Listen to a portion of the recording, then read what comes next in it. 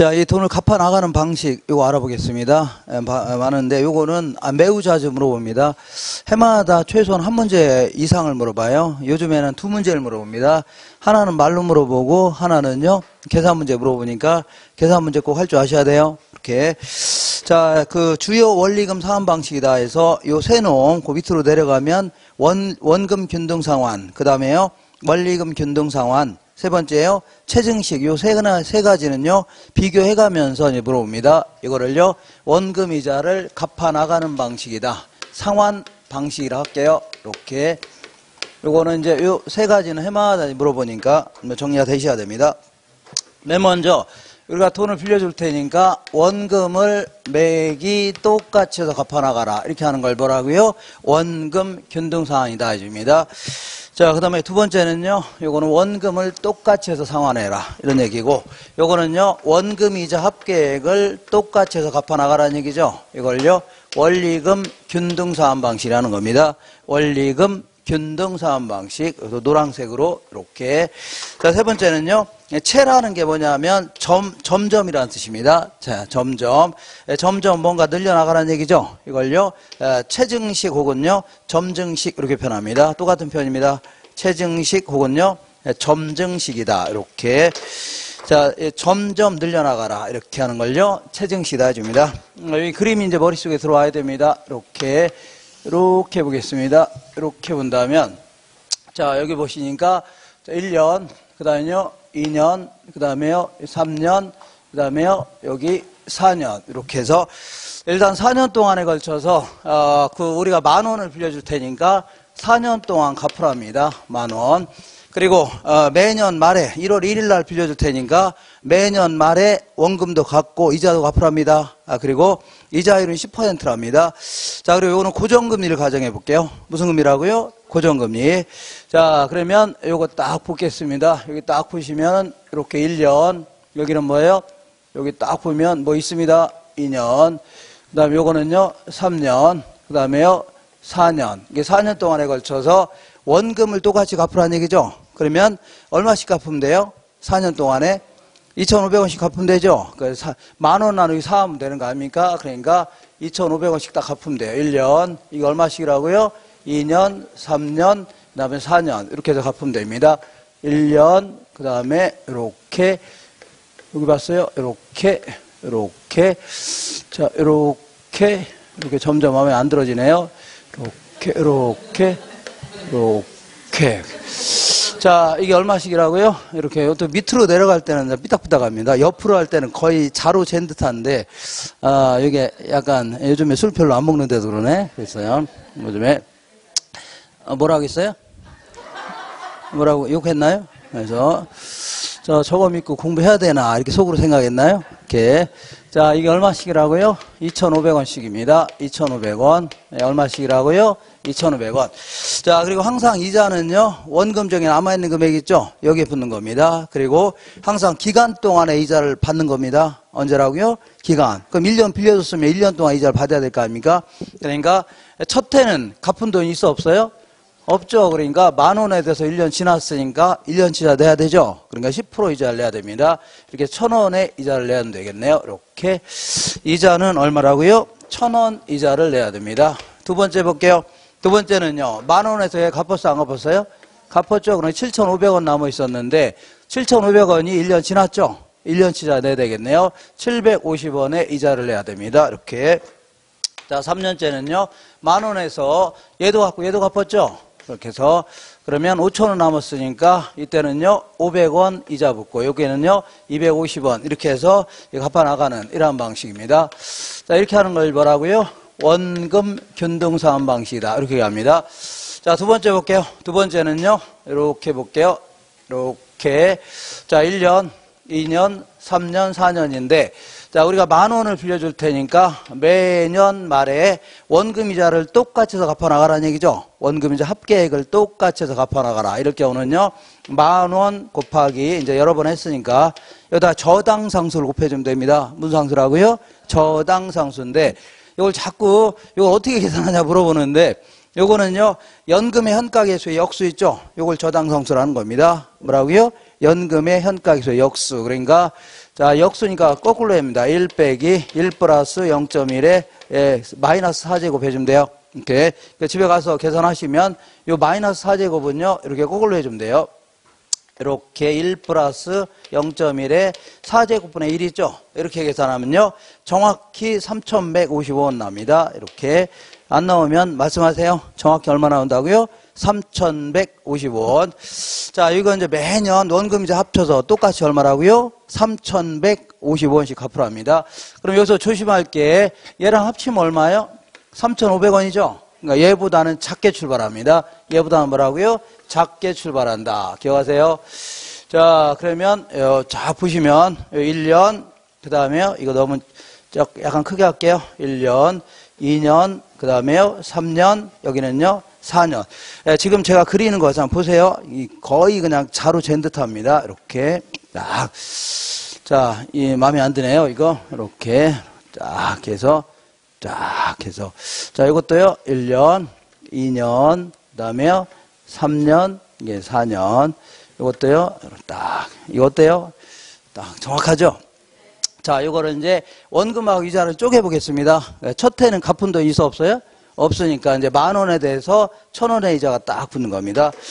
자, 그리고 항상 3,155원에서 이자 뺀 나머지가 항상 원금 상환액입니다. 항상 요만큼에서 뭘 뺀 거라고요? 이자 뺀 나머지가 원금 상환액입니다.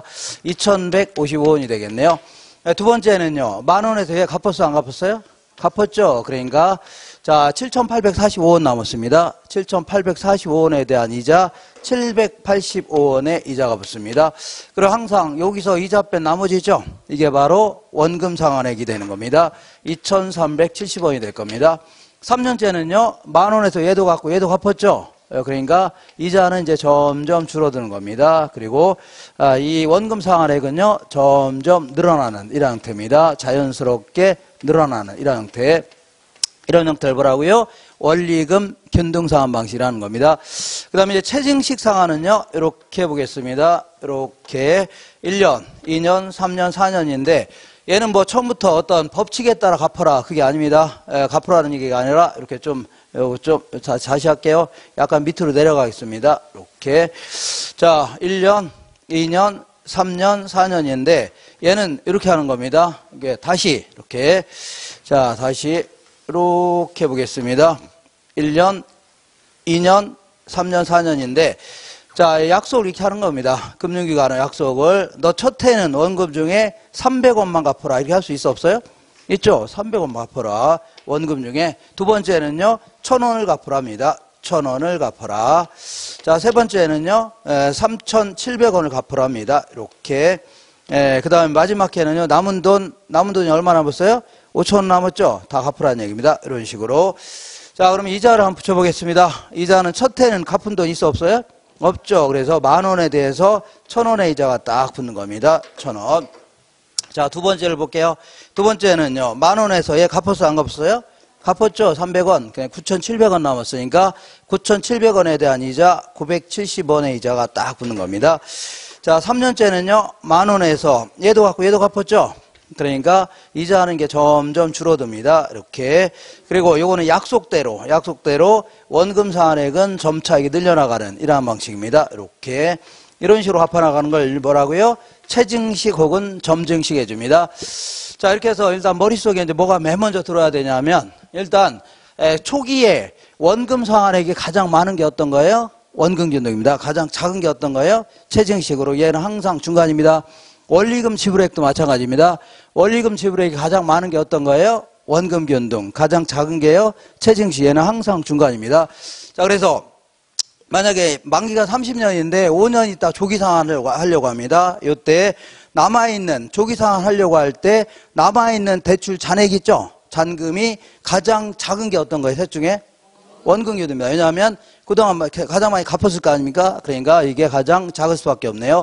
자, 이렇게 하시고, 자, 그 다음에 요거는 아무래도 처음에는 조금 갚고 나중에 많이 갚으라는 얘기죠. 그러니까 아무래도 만기가 30년이라면 말달일 때는 많이 벌어요, 못 벌어요? 못 버니까 조금 갚고 대리 달고 과장 달고 부장 달 때 많이 갚으라는 얘기죠. 그러니까 아무래도 젊은 소득층에게 적합하다 이렇게 표현합니다. 젊은 소득층. 근데 이제 젊은 소득층 입장에서는 좋을지 모르겠는데, 은행 입장에서 볼게요. 은행 입장에서는 얘는 만기가 30년이라면, 초창기 때는 원금은 거의 회수해요, 안 해요? 거의 회수 않고 이자만 거의 받는 거 아닙니까? 그렇기 때문에 한 20년 정도 지났음에도 불구하고 아직도 남아있는 금액이 많을까요, 적을까요? 많다는 얘기입니다. 그러면 그때 가서 이 사람이 반드시 과장탈환 법이 있나요? 담보가치는 폭락할 수 있죠. 그러면 만약 회수를 못한다면 은행은 크게 손해볼 수 있다는 얘기입니다. 알겠죠? 그래서 얘 같은 경우는 원금 회수 위험이 상당히 크다 이렇게 표현합니다. 원금 회수 위험이 크다. 근데 얘를 볼게요. 얘는 초창기부터 원금을 착착 갚아나가요? 안 갚아나가요? 갚아나가죠. 그러니까 초창기 때는 돈을 거의 갚습니다. 왜냐하면 처음부터 회사를 막 잘리고 이러진 않겠죠. 담보가치도 갑자기 폭락하고 이러지 않을 겁니다. 한 10년, 20년 지나서 폭락하고 그런 거죠. 그죠? 그러니까 초창기 때는 잘 갚아나갈 거 아닙니까? 그죠? 그러다 보니까 한 20년 정도 지났으면 남은 금액이 많을까요? 적을까요? 적습니다. 얼마 안 되죠? 그러니까 은행이 설사 뜯긴다 하더라도 크게 뜯겨요? 안 뜯겨요? 안 뜯긴다는 얘기입니다. 그러니까 얘 같은 경우는 원금 회수 위험이 셋 중에서 가장 작다 이렇게 표현합니다.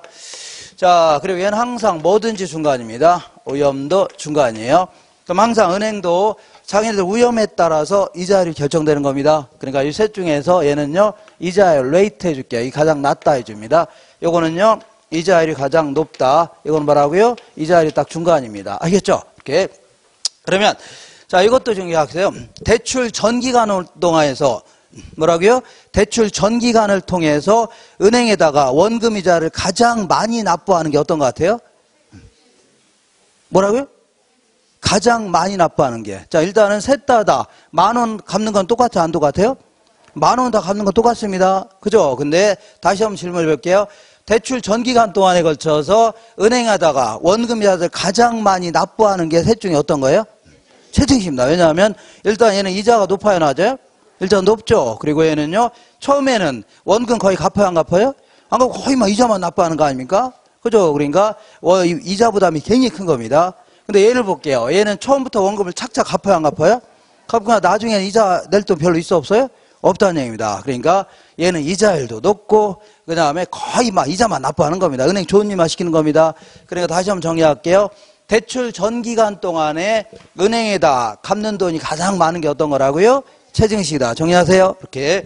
자, 이렇게 해서 정리하시고, 다른 거는 문제를 통해서 확인할게요. 거기 옆에 167페이지 보시면, 기타 원리금 상환 방식이라고 해서, 자, 우리가 이제 4년 동안에 이제 돈을 빌려줄 텐데, 이렇게, 자, 니네들, 600만원, 우리가 1,300만원 빌려줄 테니까, 600만원은요, 이렇게 매년 원금하고 이자를 같이 갚아나가랍니다. 이런 형태로, 어떤 형태로든, 이렇게.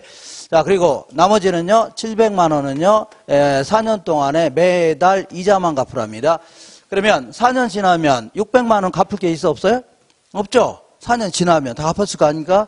근데 얘는 4년 지나면 700만 원 남았어요, 안 남았어요? 남았죠? 남았네요. 자, 그러면 이 700만 원 어떻게 해야 돼요? 한꺼번에 갚든지 아니면 재계약해야 되겠죠? 대출을 연장하든지 이렇게 하는 걸요, 부분 원리금 상환 방식이라는 겁니다. 뭐라고요? 부분 원리금 상환 방식. 그 다음에 이번에는 이제 4년 동안에 걸쳐서 우리가 8천만 원 빌려주겠다. 그러니까 너 매달 4년 동안에 이자만 납부하라는 얘기죠. 그러면 4년 지나면 8천만 원 그대로 남아있어, 안 남아있어요? 남아있죠. 이거 어떻게 해서 뭐 한꺼번에 집 팔아서 갚든지 아니면요 연장하든지 해야 되겠죠. 이걸요 이자 매월 상환 방식이라는 겁니다. 뭐라고요? 이자 매월 상환 방식. 자, 이렇게 해서 가볍게 정리하시고, 그 다음에 이제 요번에 약간 좀 어려운 얘기를 해볼게요. 뭐 어떤 것도 상관없는데, 자, 우리 그 전 시간에 10,000원을 빌렸는데, 그 1년 동안에 3,000원 갚았습니다. 그러면 얼마 남아있어요? 7,000원 남아있는 거죠? 그래서 요거를, 자, 그러면 이건 원금만 가지고 따지는 겁니다. 뭘 가지고요? 원금. 그러면 10,000원 중에 몇 프로 갚았어요? 30% 갚았죠?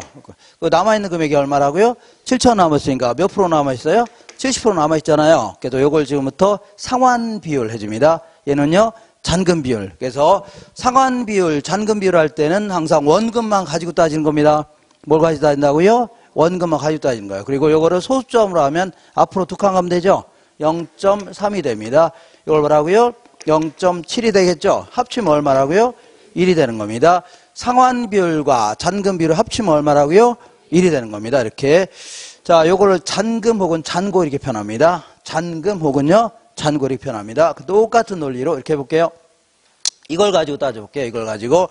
자, 1년이 지났습니다. 1년 지났으니까 원금만 가지고 따지는 겁니다. 얘는 뭘 가지고 따진다고요? 원금만 가지고 따지는데, 원금 10,000원인데, 첫 해는 2,150원 갚았어, 안 갚았어요? 갚았죠? 2,150원 갚았으니까 남아있는 금액이 얼마라고요? 7,845원 남아있네요.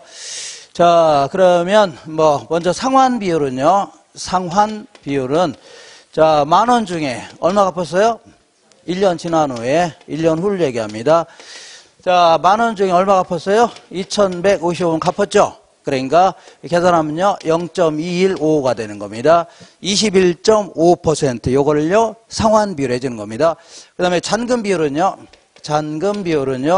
원금 중에 남아있는 금액이 얼마요? 7,845원 남았죠? 요거면 0.7845 78.45%가 남아있다는 얘기죠? 요걸요 잔금 비율 해줍니다. 뭐라고요? 잔금 비율. 얘는 이렇게 계산하면 되겠네. 1 빼기 0.2155 해도 돼요? 안 돼요? 그러면 이거죠. 1 빼기 상환 비율하면 잔금 비율, 1 빼기 잔금 비율하면요 상환 비율 하는 거 아닙니까? 당연한 거죠. 자, 그래서 간단한 얘기인데 원금만 가지고 따지는 거죠. 그래서 요거를 매우 어렵게 설명해 볼게요. 어떻게 어렵게 하라고요? 매우 어렵게 하지 말을까요? 자, 매우 어렵게. 자, 매우 어렵게 설명할게요. 원금 중에 남아있는 금액이 차지하는 비율, 요걸요 잔금 비율이 하는 겁니다. 뭐라고요? 잔금 비율. 매우 어렵게 설명해 볼게요. 자, 이렇게 보겠습니다. 10,000원을 빌렸을 때 매년 갚을 원리금 균등상환액은 얼마씩이라고요? 3,155원씩이라고 했죠? 3,155원씩. 이거 3,155원 아닙니까?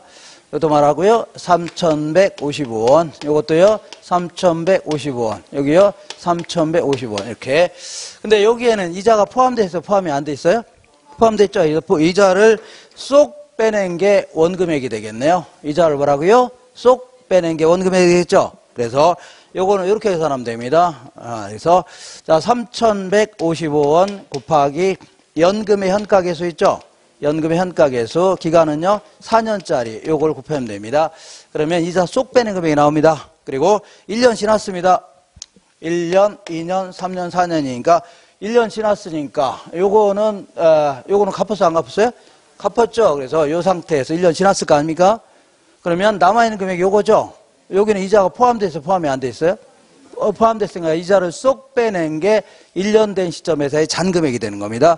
요거는 이렇게 계산하면 돼요. 3,150원 곱하기 연금의 현가계수. 자, 남은 기간이 몇 년이요? 3년짜리 있죠? 요거 곱하면 됩니다.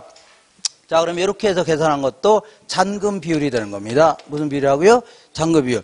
근데 이때는 얘랑 똑같은 수죠? 약분이 가능하겠네요. 약분하죠? 그러니까 이렇게 계산한 것도 잔금 비율입니다. 대출 전 기간 동안의 연금의 현가계수분의 남은 기간 동안의 연금의 현가계수 있죠? 이렇게 해도 잔금 비율이다. 이렇게 해서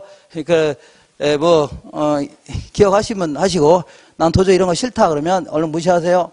그래서 자, 제가 늘상 얘기하지만 우리 시험은요 무조건 반만 정확히 맞추면 합격하는 겁니다. 그러니까 너무 약간 어렵다 싶은 것도 너무 집착하지 마세요. 시간도 없는데.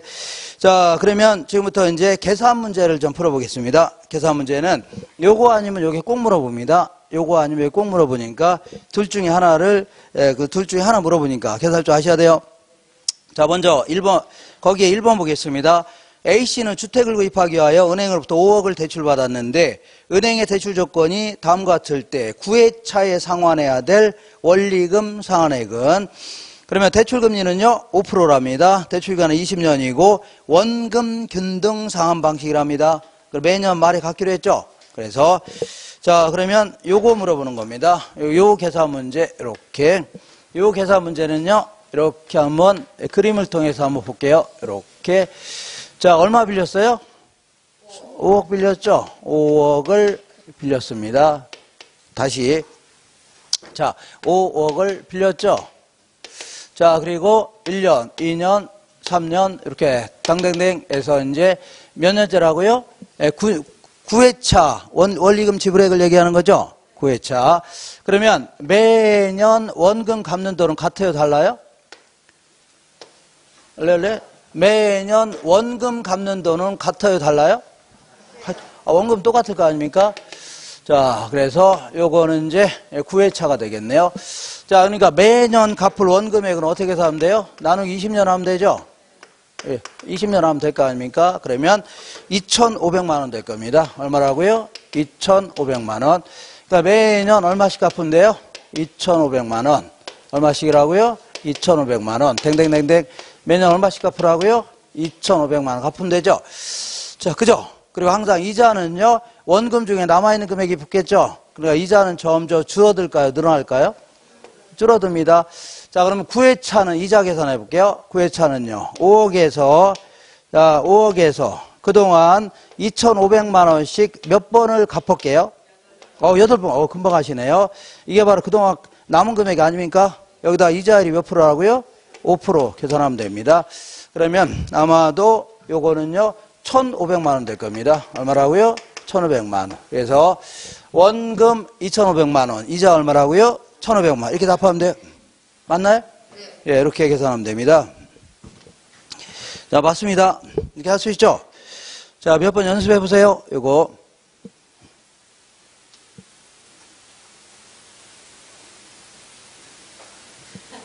연습해 보세요. 네. 몇 번 했는데. 예. 지울까요? 네, 지우겠습니다. 이렇게. 자, 이번에는 요거 원리금 균등 요거를 물어보는 경우는요. 이렇게. 자, 요거를 계산할 때는요. 이렇게 보겠습니다. 이렇게. 예, 보니까 2번 볼게요. 자, A씨는 8억짜리 아파트를 구입하기 위하여 은행으로부터 4억을 빌렸답니다. 얘는요, 4억 원을 빌렸대요. 이렇게. 자, 이때 그 은행이 대출 조건이 다음과 같을 때 A씨가 2회차에 상환해야 될 원금과 이자는, 그 다음에 대출 금리는요, 고정금리로 연 6%랍니다. 이 대출 기간은 20년인데 저당 상수가 0.087이죠. 그리고 원리금 상환 조건은요, 원리금 균등 상환 방식이면서 매년 말에 갚으랍니다. 그러면 이때는요, 매기 갚을 원리금 균등 상환액이죠. 매기 갚을 원리금 균등 상환액은 여기다 뭘 곱하면 돼요? 저당 상수 곱하면 되죠. 0.087 곱하면 됩니다. 저당수 주어졌죠. 그러면 계산하면 얼마가 되냐면, 자, 3480000입니다. 자, 348000000. 이게 바로 매기 갚을 뭐라고요? 원리금 균등상환액입니다. 알겠죠? 그러니까 자, 매년 말에 원금이자 합쳐서 얼마씩 갚으면 돼요? 이렇게 3480000씩 갚으면 되겠죠? 얼마씩이라고요? 3480000. 이렇게 해서 갚아나가면 될 거 아닙니까? 그죠? 근데 물어보는 게 2회차에 원금 이자를 물어보는 거죠? 2회차에 상환할 원금 이자 아닙니까? 그러면 첫 해는 갚은 돈 있어 없어요? 없죠. 그러니까 자, 이자, 얘는 항상 먼저 이자를 먼저 계산해야 됩니다. 뭘 계산하고요? 이자 계산하고 남은 돈이요. 여기서 이자 뺀 나머지가 요겁니다. 매년 얼마씩 갚는다고 원금 이자 합쳐서 3480000이죠. 여기서 이자 뺀 나머지가 항상 뭐라고요? 원금 상환입니다. 근데 첫 해는 갚은 돈 있어 없어요? 없죠. 4억에 대해서 이자율이 6%라고 했죠. 그러면 4, 6, 24에서 이자가요, 2,400만 원이 되겠네요. 2,400만 원. 그러면 항상 여기서 이자 뺀 나머지 있죠? 이게 바로 원금 상환이 되는 겁니다. 자, 원금 상환액은요, 이거 1080000이네요. 1080000. 자, 두 번째 볼게요. 두 번째는요, 4억에서 이거 갚았어요? 안 갚았어요? 갚았죠? 여기 남은 금액에 대해서 이자가 붙는 겁니다. 남은 금액에 대해서 4억에서 자, 얼마 갚았어요? 1080000 갚았어요? 안 갚았어요? 갚았죠? 그러면 여기에 대해서 이자율이 몇 프로라고요? 6%가 적용되는 겁니다. 그러면 이자가 얼마가 되냐면 2335200입니다. 2335200이 되겠네요. 남은 거는 여기서 요거 뺀 나머지 있죠? 이게 바로 원금 상환액이 된 겁니다. 원금 상환액은요, 1144800. 11448,000. 이게 정답이네요. 그래서 원금은 11448,000. 이자는 얼마라고요? 23352,000. 이렇게 답하면 돼요. 할 수 있죠? 이렇게 몇 번 하시면 돼요. 자, 그러니까 얘는 항상 뭐부터 계산하라고요? 이렇게 여기다가 저당상수 곱하죠? 그러면 매기 갚을 원금 이자 나와야 안 나와요? 나오죠? 그러니까 매기 갚을 원금 이자가 348,000,000입니다. 자, 이 중에서 항상 뭐부터 계산하라고요? 이자 뺀 나머지가 원금 상환액이죠? 그리고 여기도요. 이자 뺀 나머지가 뭐라고요? 원금 상환액. 이렇게 할 수 있죠? 이렇게 연습하시면 돼요. 하나 넘겨보겠습니다. 넘겨보시면 자, 거기 1번 보겠습니다. 서술형 지문 1번. 대출기간 초기에는 원금 균등 상환 방식의 원리금액이 원리금 균등 방식의 원리금보다는 많다. 대출 초기에는 원금 균등의 원리금액이 원리금 균등의 원리금보다는 많죠. 오케이, 이게 가장 많습니다. 자, 두 번째 볼게요. 원리금 균등 방식은요. 매기 이자 지불액이 감소하는 만큼 원금 상환액은 증가합니다. 자, 보세요. 매기 이자는 줄어들죠. 그 대신 원금 상환액은요. 점점 증가하죠. 오케이. 맞아 안 맞아요? 몰라요? 맞잖아요. 그래서 이런 거는 좀 치우게 지저분하니까.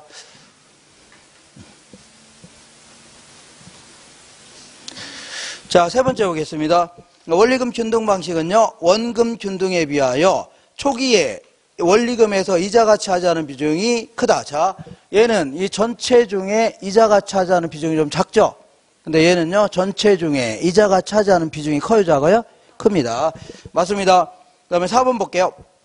원리금 균등의 매기 원리금 지불액은요, 대출 원금에다 뭘 곱한다고요? 저당상수 곱해서 계산합니다. 맞고, 5번에 일정 기간 동안의 상환액을 특정 비율로 증액하여 원리금 상환액을 초기에는 적게 부담하고 시간이 경과함에 따라서 부담액을 점차 늘려나가는 방식 있죠? 이걸요, 체증식 혹은 점증식이라는 겁니다.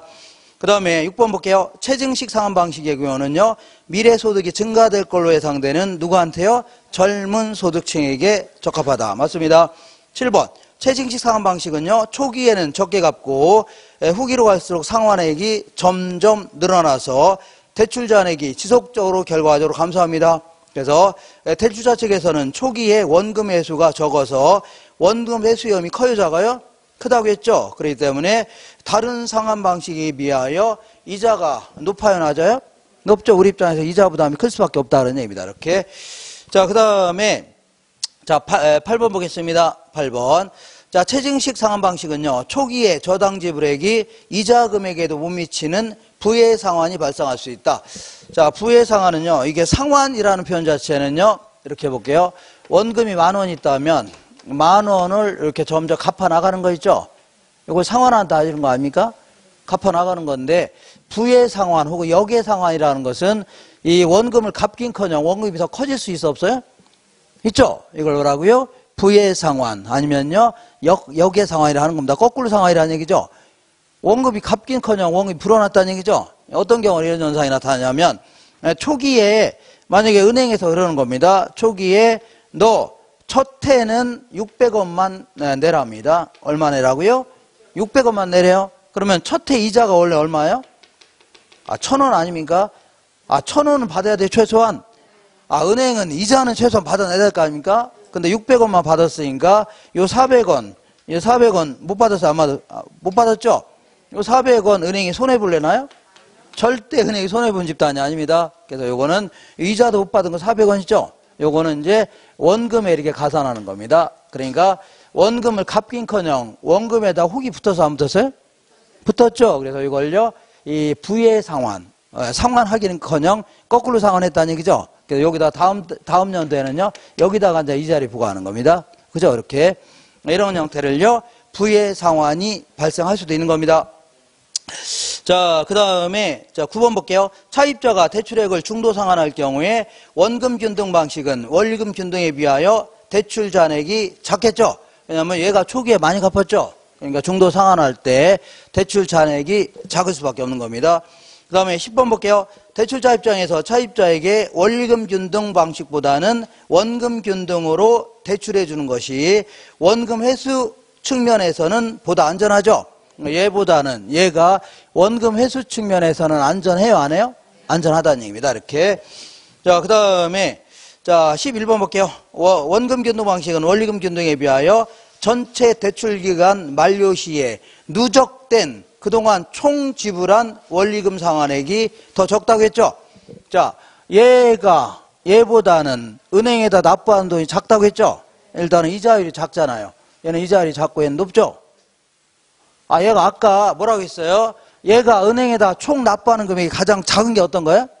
원금 변동 아닙니까? 얘는 이자도 낮고 거기다가 얘는 초창기부터 원금을 착착 갚아야 안 갚아요? 갚으니까 나중에 갚는 돈 거의 있어 없어요?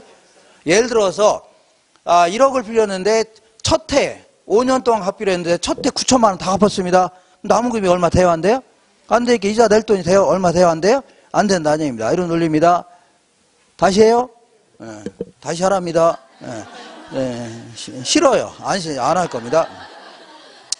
자, 그 다음에 어디 뭐냐면 12번 볼게요. 점증상환, 원금 균등, 원리금 균등 세 가지 대출 방식 중에 첫 해 월 불이백 납부 후에 만기 전에 중도 상환할 경우에 미상환된 대출 잔액이 가장 작다는 얘기는 그동안 가장 많이 갚은 걸 얘기하죠. 그럼 가장 많이 갚은 게 어떤 거예요? 원금 균등이 되는 겁니다. 그 다음에 거기 보시면 13번 볼게요.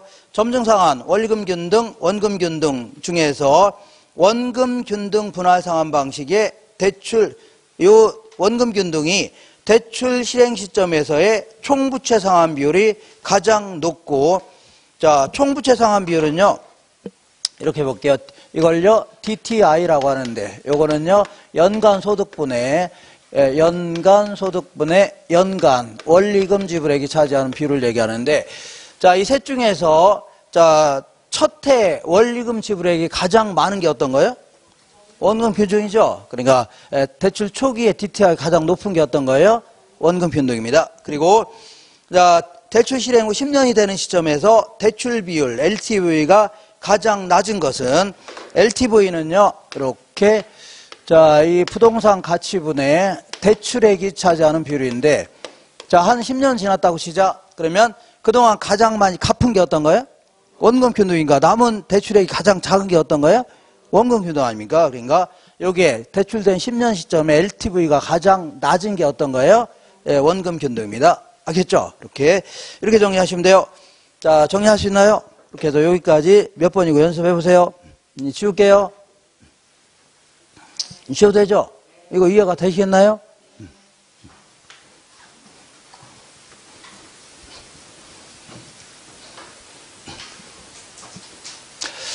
자, 그 다음에 이제 유동화 제도 알아보겠습니다. 오른쪽에, 자, 169페이지에 저당의 유동화 제도, 이거 알아볼게요.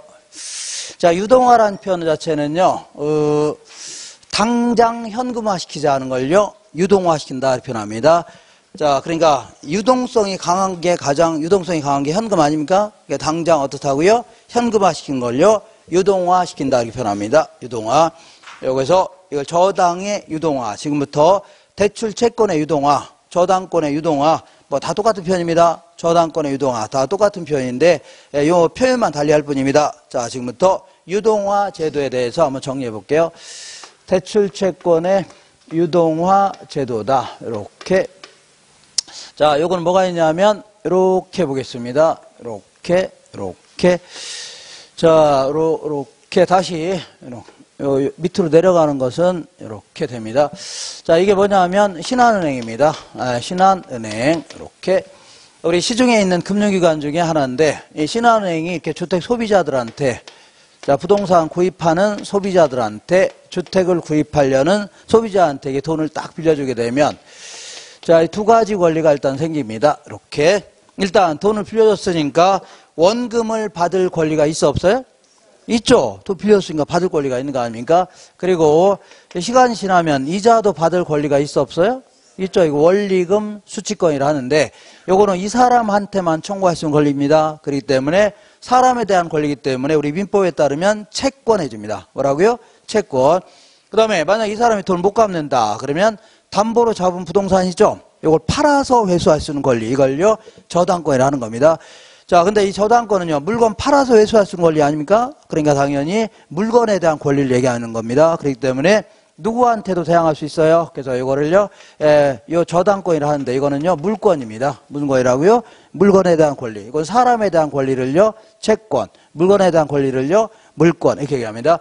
어쨌거나 이제 두 가지 권리가 딱 생기는데 어떤 신도시 예정지역에 자, 이 100억을 예금받아서 아파트 구입하는 사람 100명한테 있죠? 한 1억씩 딱 빌려줬다고 치자. 그럼 그다음부터는 그다지 할 일이 있어 없어요? 거의 없습니다. 왜냐하면 한번 빌려주고 나면 이따가 하기 때문에 20년, 30년에 걸쳐서 회수합니다. 근데 우리가 예금할 때는 뭐 1억씩 예금하고 이런 사람 있나요? 거의 없죠. 15,000원 예금하고 이럴 거 아닙니까? 그러니까 지금 신도시 예정지역이니까 한 5,000명이 와서 아파트 무지막지하게 지어질 거 아닙니까? 그런데 한 5,000명이 와서 돈 빌려달라는데 빌려줄 돈 있어 없어요? 없다는 얘기입니다. 그래서 어디 다른 방법이 없나 한번 생각해 볼게요. 다른 방법. 자, 여기가 뭐가 있냐면 이렇게 보겠습니다. 이렇게. 자, 요거는 이제 투자자는 투자자인데 우리나라에서는요, 이 투자자는 투자자인데 자, 이렇게 이제 기관의 성격의 투자자들이 참여합니다. 이렇게 해서 이걸요, 기관 투자자 이렇게 줄게요. 자, 우리 이제 증권시장에서 투자자는요, 크게 세 가지 형태로 개인 투자자, 그 다음에요, 이 기관 투자자, 외국인 투자자 이렇게 구분하는데, 자, 기관 투자자는 그야말로 돈을 긁어 모아서 투자를 전문으로 하는 기관들 있죠? 이걸요, 기관 투자자 이렇게 얘기합니다. 자, 대표적인 게 이제 투자 신탁사들, 미래에셋이라든가 한화투자증권 같은 데 있죠? 이런 데를요, 투신사 해줄게요. 줄여서 뭐라고요? 투신사. 얘네들 우리한테 돈을 긁어 모아갖고 주로 주식에 투자합니다. 그잖아요. 그래서 거기서 생긴 이득을 나눠주는 이런 형태입니다. 그리고 자, 생명보험사들 있어 없어요? 있죠. 줄여서 이제 생보사라고 할게요. 얘네들도 마찬가지로 우리들한테 보험료 받아야 안 받아요? 보험료 받으면 이거를 금고에 쌓아놓는 게 아닙니다. 똘똘한 애들 채용해서 그 상명보험사 들어가기 좀 힘든데 그 애들 채용해서 주로 이제 주식에 주로 투자합니다. 뭐라고요? 주식. 그래서 거기서 돈을 불려야 안 불려요?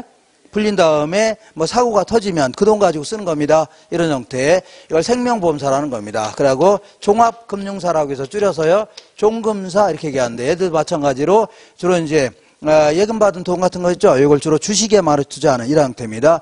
그리고 우리 연금 내는 거 있어 없어요? 있죠. 이거를 긁어 모은 돈을요, 연기금 해줍니다. 이 돈 가지고 이것들이 뭐 삼성물산이라든가 뭐 주식에 막 투자합니다. 주로 어디에 투자한다고요? 주식에 투자해서 불립니다. 자, 이거 외에도 은행도 때로는요, 주식에 투자하기도 합니다. 그럴 경우는요, 기관 투자자의 성격을 갖는데, 어쨌거나 이런 것들이 대표적인 뭐라고요? 기관 투자자입니다. 근데 얘네들은 반드시 주식에 투자해라 이런 법이 있나요?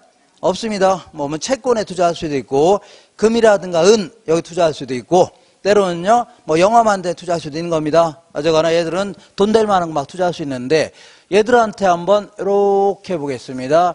이렇게 원리금 수취권과 저당권을 팔아보자. 그럼 얘들이 만약에 사줄 수 있다면 돈이 들어와 안 들어와요? 이렇게 딱 들어올 거 아닙니까? 이렇게. 자, 그러면 이 돈 가지고 또 다른 아파트 구입한 사람한테 빌려줄 수 있어 없어요? 있죠. 그러면 뭐가 생겨요? 원리금 수권 저당금 생기죠. 그럼 이거를 또 파는 겁니다. 그럼 또 돈 들어줘. 그러면 또 빌려주는 겁니다. 그럼 또 뭐가 생겨요? 원리금 수권 저당금 생기죠. 그럼 이 권리를 또 파는 겁니다. 그럼 또 돈 들어줘. 그러면 또 빌려주는 겁니다. 그럼 또 뭐가 생겨요? 원리금 수권 저당금 생기죠. 그러면 자, 이거 또 파는 겁니다. 또 돈 들어줘. 그러면 또 빌려주는 겁니다. 아, 이거 항상 요쯤 되면 말리셔야 되는데 항상 너는 계속 떠들어라 하네요. 자, 이런 식으로 하게 되면 밤새도록 할 수 있죠. 그잖아요? 그래서 얘들이 계속 사줄 수만 있다면 무한정으로 대출할 수 있는 겁니다. 무한대로. 이런 걸 뭐라고요? 대출채권의 유동화제도. 그러니까 한번 빌려주고 나면 장기간 묶여있는 채권이죠. 20년, 30년에 걸쳐서 묶여있는 채권을 팔아치우면 바로 돈 되는 거죠. 바로 현금화 시킨 걸 뭐라고요? 유동화 시킨다 해주는 겁니다. 되겠죠? 근데 문제는 자, 얘들이 사줘야 되는데 안 사줬다는 얘기죠? 이게 문제가 되겠네요. 사줘야 되는데 자, 그러니까 이거는 단기 대출이에요? 장기 대출이에요? 장기 대출이라는 얘기입니다. 그래서 자, 예를 들어 1억짜리 부동산을 구입하는데 최대 7천만 원까지 빌려줬습니다. 그러면 자, 얘가 이제 신한은행이 납니다. 이 구조를 정확히 알고 계셔야 돼요. 내가 돈을 빌려줬으면 7천만 원 받을 권리가 있어 없어요? 요거를 얘들한테 그대로 돈 받고 팔았다 생각하시면 돼요. 돈 받고 팔았습니다. 얘가 담보대출 해준 거예요. 그리고 나는 그냥 쏙 빠지겠다. 그런 얘기입니다. 어떻게 빠지겠다고요? 쏙. 근데 문제는 완전히 빠질 수 있나요? 얘랑 얘는 아는 사이, 모르는 사이예요? 모르는 사이. 얘가 여기다 돈 갚을 수는 없는 거죠. 그러니까 나는 중간에 서서 들어온 돈만 전달만 해주겠다. 그런 얘기입니다. 이게 가장 기본적인 논리입니다. 그러니까 얘가 원금이자 갚으면 그냥 넘겨주겠다는 얘기죠. 근데 다 넘겨요. 뭐가 뜯고 넘겨야 돼요? 삥을 뜯고 넘겨야 될 거 아닙니까? 얘도 남는 게 있어야 하는 거죠. 은행이 주된 역할이 뭐냐면 돈 빌려주고 이자 받는 게 주 업무 아닙니까? 그럼 돈 받을 권리 팔아치웠으니까 얘들은 뭐 먹고 삽니까? 그죠? 얘들도 들어온 돈을 삥을 뜯고 넘기면 되는 겁니다. 이걸요, 수수료 하는 겁니다. 이러면 되는 거죠. 이게 이자보다 크면 할 수도 있는 거 아닙니까? 그죠? 은행은 절대 손해야 할 짓 해요? 안 해요? 안 합니다. 근데 문제는 이런 단기 대출, 장기 대출이에요? 장기 대출이기 때문에 나중에 담보 가치가 어떻게 될지 알아요? 몰라요? 모른다는 얘기입니다. 그래서 한 5년 정도 지나니까 옆에 장래시장이 들어왔습니다. 뭐가 들어왔다고요? 장래시장이 들어오니까 자, 이 담보 가치가 올라야 떨어져요? 막 떨어질 수 있겠네요. 그 창문만 열면 시차가 왔다 갔다 하니까 담보 가치가 폭락하죠. 네, 그래도 회사를 잘 다니면 막 갚아 나갈 거 아닙니까? 근데 허구한 날 아침부터 시체만 보더니 회사도 이제 잘리게 된 겁니다. 그죠? 그러면 갚을 돈 있어 없어요? 없으니까 결국 은행에서 경매로 들어가는 겁니다. 경매 처분하겠죠? 그래서 매각 대금이 3천만 원 들어왔습니다. 얼마 들어왔다고요? 3천. 지금 7천만 원 받을 권리 누가 갖고 있어요? 얘가 갖고 있다고 했죠? 그래서 3천만 원 들어왔죠? 그럼 그냥 넘겨주면 돼요. 다 넘겨요? 삥을 뜯고 넘겨요? 삐끗 넘길 거 아닙니까? 얘가 뭐 이렇게 손해할지 뭐하러 합니까? 투자할 데가 없어 이런 거 투자합니까? 그잖아요? 그래서 전혀 실익이 없었습니다. 자, 그러다가 이제 지금부터 나오는 것들은 뭐 몇 번 얘기하지만 그 IMF 때 좀 나온 제도입니다. 그래서 기본적인 배경을 알고 있어야 그래도 이해가 좀 쉬워집니다. 자, IMF 이전까지만 하더라도 거의 기업들 간의 거래는 외상거래였었습니다. A라는 기업은 B한테 외상으로 파는 거죠. 그러면 외상급 받을 게 있어 없어요? 있다는 얘기입니다. 근데 얘가 뭐라는가 하면 너 뭐 믿고 외상으로 파냐 그랬더니 어음을 써주겠답니다. 어음은 이렇게 수표하고 다르게 수표를 발행해서 나중에 못 갚죠. 그러면 이거는 현금을 안 갚은 거하고 똑같은 겁니다. 그렇기 때문에 바로 구속이 됩니다. 근데 어음은 그게 아닙니다. 어음은 돈을 나중에 주겠다는 신용증권입니다. 그렇기 때문에 나중에 자기도 갚고는 싶은데 자기도 다른 사람한테 돈 받을겠는데 못 받는 경우도 허다하다는 얘기죠. 좀 이따 하겠지만 연쇄부도 이런 것 때문에 결국은 자기도 돈을 못 받아서 못 갚는 경우도 있습니다. 이걸 형사처벌하기 아주 애매합니다. 자, 그래서 자, 어쨌거나 이걸 어음을 주로 발행하는 게 일반적입니다. B는 C한테 또 외상으로 팔아요, 안 팔아요? 그러면 얘도 외상급 받을 게 있어 없어요? 있죠. C는요, 대기업들한테 외상으로 팔아요, 안 팔아요? 팔으면 받을 게 있어 없어요? 있다는 얘기입니다. 그죠? 근데 이제 이런 식으로 이제 거의 이렇게 우정했습니다. 거의 이렇게. 순전히 막 외상 아니면요, 어음거래였습니다. 어음도 다 외상거래예요. 이렇게. 근데 이제 97년 1월 달부터 한보철강이 무너졌습니다. 한보철 급기압을 하고요. 무너졌습니다. 그러니까, 야, 이 하청업체가 거의 이게 하청업체고 대기업 아닙니까? 그러니까 거의 4,000개가 넘어갔는데 얘가 망하니까 이 갚을 돈 있어 없어요? 없고 얘도 갚을 돈 없는 거죠? 얘도 갚을 돈 없는 거 아닙니까? 이걸요, 연쇄부도로 하는 겁니다. 뭐라고요? 연쇄부도. 그 이후에 해태라든가 산미, 진도, 진로, 대농, 쌍방울 이런 거 있잖아요. 아니면요, 한신공영이라든가 뉴코아 이런 거 있잖아요. 막 줄줄이 다 그냥 망한 겁니다. 알겠나요? 그 다음에 기아자동차가 급기야 무너졌는데 얘들은 하청업체가 5,000개가 넘어갔습니다. 갚을 돈 있어 없어요? 중소기업체들 막 그냥 월급도 못 주고 그냥 망하고 막 자살하고 난리가 아니었습니다. 그잖아요? 이렇게. 자, 그리고 얘네들은 이제 그 지들 돈 가지고 생산활동하는 게 아니라 은행에서 돈을 빌려 안 빌려? 빌려서 생산활동하는데 얘들도 돈을 회수를 못하니까 은행 돈을 갚을 수가 있어 없어요? 없다는 얘기입니다. 은행도 우리 같은 소비의 주체를 가게라 하는 겁니다. 우리한테 예금 받아요 안 받아요? 받아갖고 대출해 주는데 은행도 돈을 회수를 못하니까 예금자들의 돈도 못 갚을 판이죠. 이렇게. 그래서 1929년도에 미국 경제 대공황은요, 예금자들의 돈도 못 돌려준 겁니다. 그래서 거의 40%가 훨씬 넘어가는 50% 가까이가 실업자였습니다. 그때는요, 둘 중에 하나가 실업자였습니다. 이렇게 해서 엄청난데, 우리나라에서는 이 은행 돈은 갚아줘야 돼, 안 줘야 돼요? 줘야 됩니다. 왜냐하면 우리나라에서는 예금자 보호법에 따라서 보험공사가 자, 이 그 5천만 원 안 되는 거 있죠? 다 갚아주도록 보증을 섰던 겁니다. 그럼 갚아야 돼, 안 갚아야 돼? 갚아야 됩니다. 그래서 어쩔 수 없이 자 결국은 IMF로부터 97년 11월 달에 돈을 빌려갖고 굴욕적으로 돈을 빌려왔습니다. 그래서 만기가 도래한 외채 2천억 달러 돌려막고 그리고 남는 돈이죠. 남는 돈하고 세금 포함해서 이제 예금자들의 돈을 돌려주던 겁니다. 그 당시에 이제 가장 부실했던 은행인 제1은행 그리고 서울은행 그 다음에 조은행 한일은행 상업은행 같은 거 있죠. 이런 돈을 다 갚아줬던 겁니다. 알겠죠? 갚아주고 이렇게 해서 이제 은행 돈 해결했어 안 했어요? 했고 그리고 자 이제 또 이제 정부에서 이제 살생부라는 걸 만들었습니다. 뭐라고요? 좀 이따 이제 BIS 비율이라고 해서 요걸 가지고 살생부를 만들었습니다. 이 BIS 사기자본 비율이 5%가 안 되는 것들이죠. 이걸 다 그냥 퇴출시키겠다는 겁니다. 어떻게 했다고요? 네, 그러니까 이런 기업은 죽이겠다. 이런 기업은 살리겠다는 얘기죠. 그래서 자 그러면 어떻게 하면 죽냐 하면 빌려주지 않으면 죽는 겁니다. 그래서 사람도 여기 심장이 있죠. 심장이 있는데 피가 자 나갈 피는 있는데 들어온 피가 없다는 얘기죠. 그럼 죽는 겁니다. 심장이라는 게 꿀럭꿀럭 하면서 피를 들여보내고 내보내고 하면서 살아있는 겁니다. 근데 나갈 피는 없는데 들어온 피가 없다. 이건요 죽은 겁니다. 거꾸로 들어오는 피는데 나갈 피가 없다는 얘기죠. 물건 팔리도 안 팔리는 거 이런 것도 뭐라고요? 죽는 겁니다. 그러면 기업의 심장 역할을 누가 하는 거냐면 당자 계정이라는 데서 하는 겁니다. 어떤 계정이라고요? 당자 계정에서 계속 돈을 들여보내고 내보내고 이렇게 하면서 이 기업이 살아있는 겁니다. 근데 만약에 이 정부에서 요 기업은 죽이겠다 그러면요 돈 안 빌려주겠답니다. 안 빌려주면 그 기업은 바로 죽는 겁니다. 그잖아요? 나갈 돈 수두룩한데 들어온 돈이 없으니까 망할 수밖에 없는 겁니다. 이렇게 해서 이 살생부 조직에서 어마어마한 구조조정을 했던 겁니다. 어떻다고요?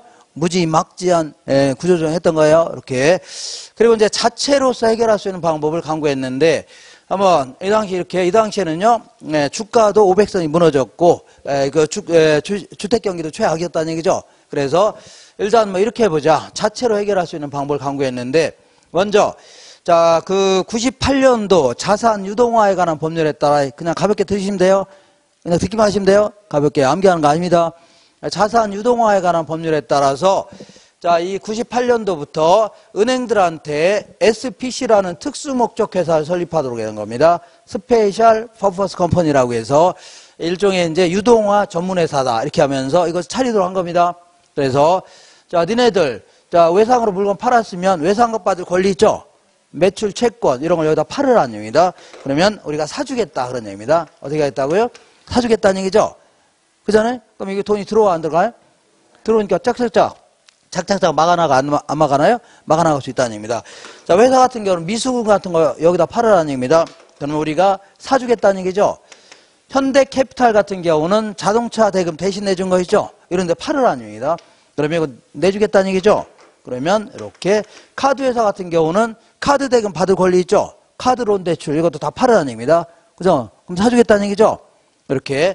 근데 문제는 얘들이 돈이 있어야 사주는 거죠? 그래서 이 돈을 마련하려고 그 기관 투자자들한테 구입한 채권들을 그대로 파는 게 아니라 구입한 채권들을 가공해갖고 유가증권인 채권의 형태로 팔았던 겁니다. 이걸 뭐라고 하냐면 아셋, 이건 자산이라는 뜻입니다. 백 해주면 이걸 기초로 한 시큐리티스에서 이걸요 증권이다. 이걸요 자산담보증권 ABS라 하는 겁니다. 그죠? 그래서 그러면 뭐 유가증권에서 파니까 얘가 살 거 아니냐? 그러면 이렇게 돈이 막 들어가 안 들어가요? 막 들어갔다는 얘기죠. 이렇게 해서 한번 살려보겠다 나왔는데 문제는 얘들이 이거 사줬어 안 사줬어요? 안 사줬다. 결과적으로 궁극적으로 얘한테 돈 받을 거 아닙니까? 이런 돈은 얘들한테 받을 돈이죠. 근데 얘들이 어떤 기업이 이 당시에 망할지 알아요 몰라요? 아무도 몰랐다는 얘기입니다. 어떤 기업이 망할지 알고 그럼 나중에 회수를 못할 수 있죠. 그러니까 이거는 거의 실익이 없었습니다. 이렇게 거의 효과가 없었고 자 그래서 이 ABS라는 제도를 도입을 했었는데 98년도에 요거는 실패했습니다. 실패했어요. 자 그래서 어쨌거나 이 당시에 주택 경기는 최악이었습니다. 뭐가 최악이라고요? 주택 경기가 최악이니까 주택 경기만 한번 살려보겠다는 얘기죠. 그러면 다른 경제가 이제 파급적으로 좋아질 거 아니냐는 얘기죠. 그래서 99년도에 코모코라는 회사를 설립했는데 지금은요 금융공사로 명칭이 바뀌었습니다. 무슨 공사라고요? 금융권사. 그래서 니네들 우리한테 원리금, 수취권과 저당권을 팔아라. 그러면 우리가 이제 웬만하면 사주겠다라는 겁니다. 웬만하면 뭐라고요? 사주겠다. 그러면 자금이 얘들 들어와 안 들어와요? 또 빌려주는 거죠. 그럼 또 뭐가 생겨요? 원리금, 수취권, 저당권 생기면 또 파는 거죠. 또 돈 들어줘. 그럼 또 빌려주죠. 그럼 주택 경기가 좋아져 안 좋아져? 좋아질 수 있겠네요. 그잖아요. 그러면 근데 문제는 얘들도 돈이 있어야 사주는 거죠. 아무리 정부 투자기관이라도 세금 갖다 할 수는 없는 거 아닙니까? 그래서 이 돈을 마련하려고 얘들한테 구입한 원리금, 수취권과 저당권을 그대로 팔아치운 게 아니라 이걸 가공해갖고 유가증권의 형태로 파는 겁니다. 액면가 10,000원짜리 채권의 형태로 파는 겁니다. 이 모든 권리 실어서 이거를 뭐냐면 어디 갔어요? 이거를 모기지라는 게 뭐냐면 담보대출 얘기합니다. 요거를 기초로 해서 백 해주면요. 기초로 한 증권이다. 시큐리티스에서 이걸요. MBS 해줍니다. 이거를요. 저당담보증권 이렇게 얘기합니다. 뭐라고요? 저당담보증권인데 얘는 지급보증해주겠다 이렇게 나온 겁니다. 뭘 하겠다고요? 지급보증해주겠다. 자, 그러면 이 구조를 정확히 알아야 됩니다. 내가 얘한테 돈 빌려줬죠? 7천만 원. 그러면 7천만 원 받을 권리를 다 얘가 갖고 있다고 생각하시면 돼요. 누가 갖고 있다고요? 증권에다 실어서 파는 겁니다. 그러니까 누가 갖고 있다고요? 얘가 갖고 있는 겁니다. 그리고 나는 쏙 빠지겠다 그런 얘기입니다. 근데 문제는 완전히 빠질 수 있어 없어요? 빠질 수 없는 게 이 사람은 아는 사이 모르는 사이예요? 모르는 사이 아닙니까? 그냥 중간에서 들어온 돈만 전달만 해주겠다는 얘기죠. 그러니까 얘가 원금이자 갚으면 넘겨주면 되죠.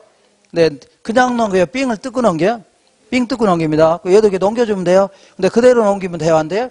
삥은 뜯게 넘겨야 돼요. 그러니까 삥을 뜯은 상태에서의 MBS 금리를 정하는 겁니다. 결국은요. 삥 뜯고 넘겨준 꼴이 되는 겁니다. 되셨죠? 그리고 이번에는 자, 이 7천만 원 빌렸으니까 7천만 원 받을 권리를 누가 갖고 있어요? 얘가 갖고 있는 거죠. 근데 나중에 장래시장 들어오는 바람에 경매로 들어갔는데 3천만 원 들어왔죠. 그죠? 넘겨줘야 되겠죠. 뭐 뜯고요? 삥도 넘겨주고 넘겨주려고 했더니 금융공사에서 지급보증해주겠다고 했죠. 그러니까 얘는 3천만 원 들어왔지만 얘한테 얼마 줘야 돼요? 7천만 원 다 줘야 됩니다. 그러니까 손해할 게 있어 없어요? 없다는 얘기입니다. 막 사주기 시작했던 겁니다.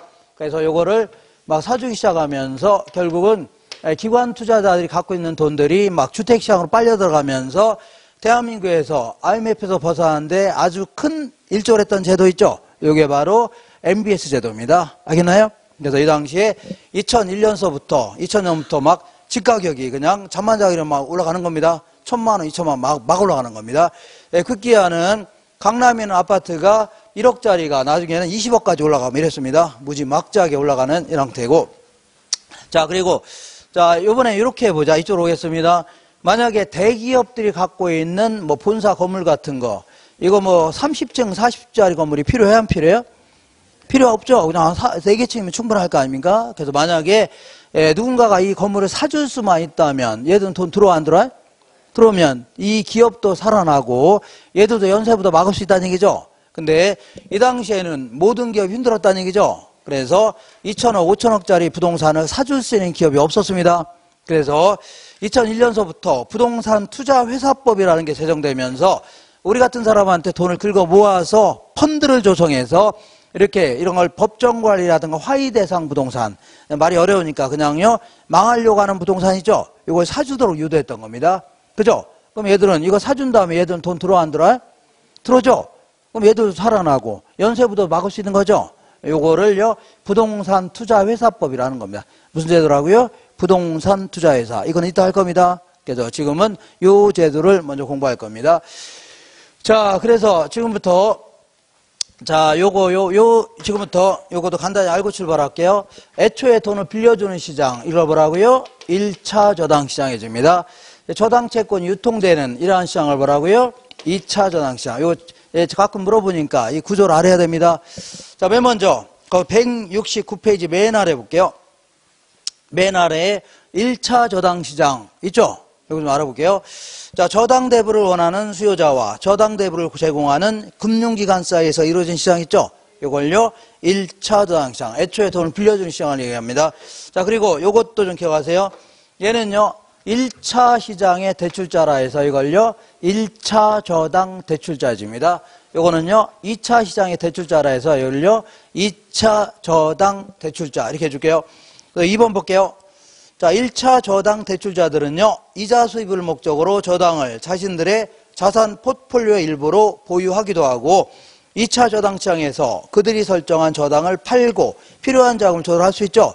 얘들은 돈 빌려주면 이 채권을 갖고 있으면 이자 생겨요, 안 생겨요?